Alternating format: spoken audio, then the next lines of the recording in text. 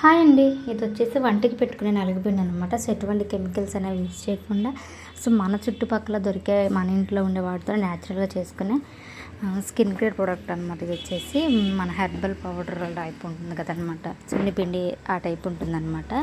వీటి కోసం అయితే నేను ఫస్ట్ అయితే రేషన్ బియ్యం తీసుకున్నాను. సో నార్మల్గా ఏ బియ్యం యూజ్ చేసుకోవచ్చు. అదేవిధంగా పెసరపప్పు, పెసలు, రోజు పెటల్స్ ఉంటాయి కదా, సో అవి ఎండబెట్టానమాట. గులాబీ పూరేకలు, అదే కలబంద, మెంతులు, శనగపప్పు, అదేవిధంగా కందిపప్పు, మందారం ఆకులు, మందారం పువ్వులు వాడుకోవచ్చు, మొగ్గులైనా వాడుకోవచ్చు అనమాట. సో ఇవన్నీ అయితే ఎండలో పెట్టి నెక్స్ట్ అయితే ఒక్కొక్కటికైతే మిక్సీ జార్లో అయితే వేసుకుంటున్నాను అనమాట.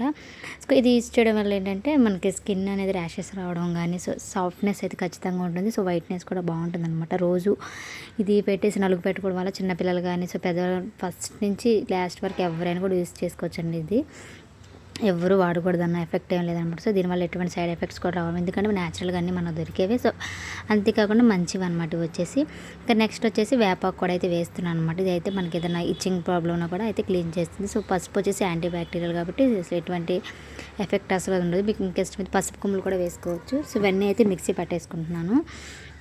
ఇక మెత్తటి పౌడర్ లాగా అయితే మిక్సీ పట్టుకుంటే సేమ్ మంచి స్మెల్ కూడా అయితే మనకు వస్తుంది అనమాట. చూసారు ఈ విధంగా మంచి కలర్ కానీ, టెక్స్చర్ కానీ సూపర్గా ఉంటుంది. దాంట్లో మంచి ఫ్లేవర్ కూడా వస్తుందండి. సో మనకు అన్ని రకాలవే న్యాచురల్గా దొరికేవి కాబట్టి సో సూపర్గా ఉంటుంది అనమాట. సో ఇది ఎలా అంటే మనం ఏదైనా నార్మల్ వాటర్తో కానీ, లేదంటే పెరుగు, పాల్స్ ఏదైనా కూడా మిక్స్ చేసేసి చక్కగా కాళ్ళకి, చేతులకి, ఫేస్కి సో ఎక్కడైనా యూస్ చేసుకోవచ్చు.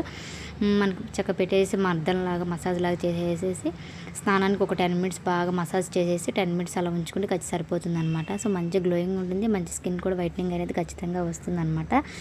సో నేను ట్రై చేశాను. సో న్యాచురల్దే కాబట్టి సో ఎటువంటి ఎఫెక్ట్స్ ఉండవు. సో ఖచ్చితంగా మనం ఎంతో డబ్బులు కూడా ఖర్చు ఏమి అవ్వండి. ఇంట్లో అన్నీ దగ్గర దొరికే జస్ట్ ఒక 100 కూడా అవ్వేమో నాకు తెలిసి. జస్ట్ ఇంట్లో ఉన్న వాటితో ఈజీగా చేసుకోవచ్చు అనమాట. సో బట్ చేసాక కూడా ఒక ఎండలో చేసుకుంటే బాగుంటుంది అనమాట. పౌడర్ అనేది నార్మల్గా ఫ్రిడ్జ్లో పెట్టుకోవచ్చు, లేదంటే బయట పెట్టుకోవచ్చు. ఎక్కడైనా కూడా తేమ తగులుకోకుండా, తడి తగులుకోకుండా ఉంచుకుంటే మనకు సరిపోతుంది అనమాట. సో నేనైతే ఫస్ట్ అయితే పెరుగుతో అయితే ట్రై చేస్తున్నాను. నేను హ్యాండ్స్కి, ఫేస్కి అయితే అప్లై చేశాను. సో బిఫోర్ ఆఫ్టర్ డిఫరెన్స్ మీకే చూపిస్తాను. సో చూడండి, మీరు కూడా క్లారిటీగా మనకి ఖచ్చితంగా తెలుస్తుందండి.